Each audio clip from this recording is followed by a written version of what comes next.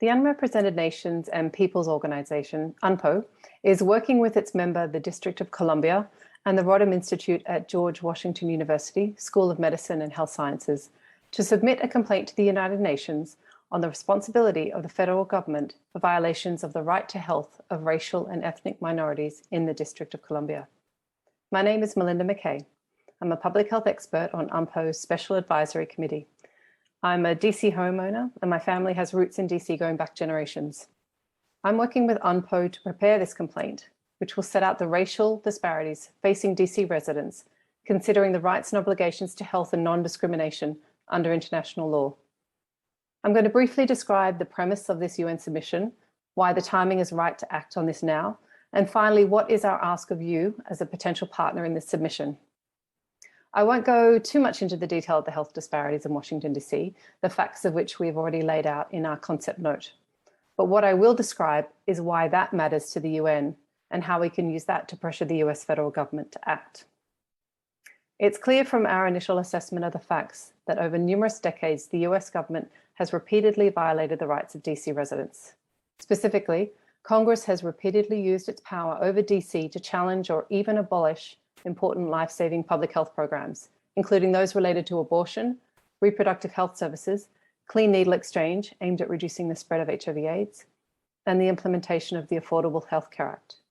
And most recently, with COVID-19 response, where funding was delayed and far smaller than it should have been due to the way DC is treated as a less than equal place in the United States.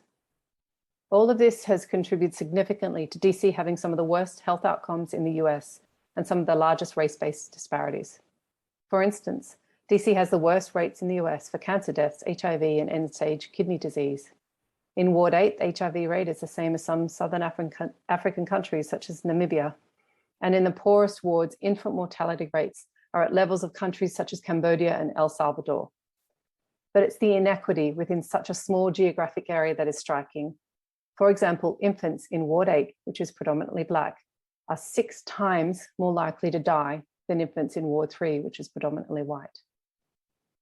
But why does all of this matter to the UN? And how can we use that to pressure the US federal government to act? Firstly, let me briefly describe the UN mechanism that we will submit the complaint to.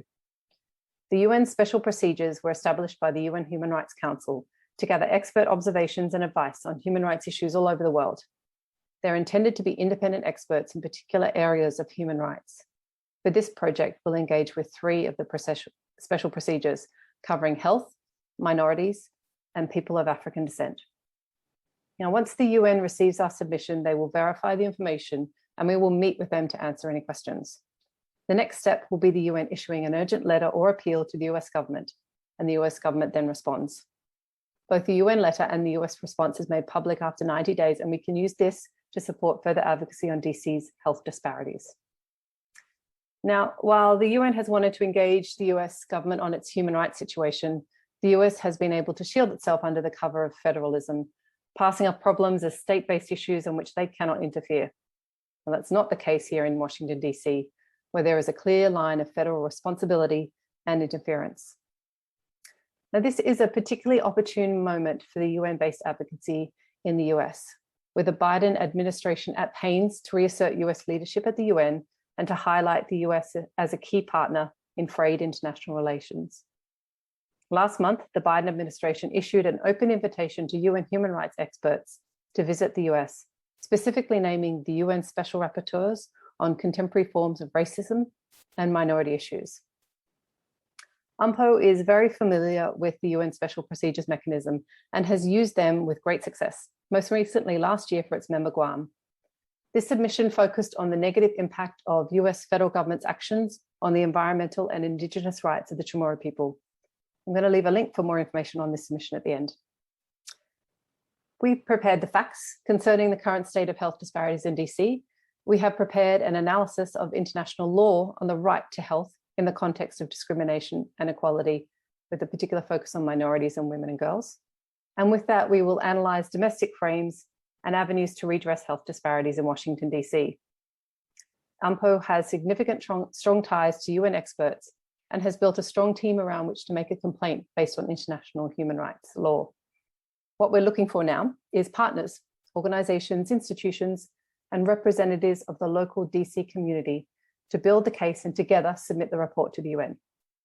So as a partner, you can commit to as much or as little as you like. First, we'd like support in reviewing the draft of our brief and help us to gather stories from those impacted by these disparities. Now, these impact statements can be simply a few sentences that depict real scenarios for Black people in DC in particular. A pregnant mother, someone with heart disease, a family affected by COVID. It's simple but powerful statements of situation and impact that will give real life context to this submission. The second is to list your organization on the submission. Now, I want to be very clear, this is not a legal complaint. Being a signatory has no legal or contractual obligations. You don't need to physically sign anything. What you provide by joining the submission is legitimacy to the claim as a representative of your local community. You are saying, yes, these issues are real.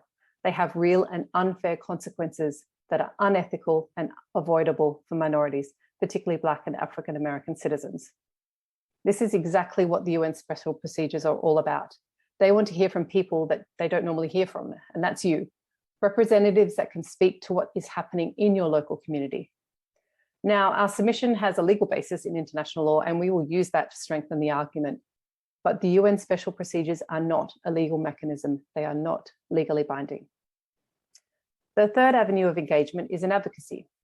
You can use this submission and the resulting engagement with the UN and US government to support future advocacy efforts around the topic of health disparities and statehood for DC. So you can get a sense of what these UN special procedures submissions look like. I'm going to leave you with a few links of UNPO's Guam submission last year. I'll also include contact information for myself, for Ralph Bunch, who is the General Secretary of UNPO, and Dr. El Bayumi of the Rodham Institute. Thanks for watching, and I hope to work with you on this.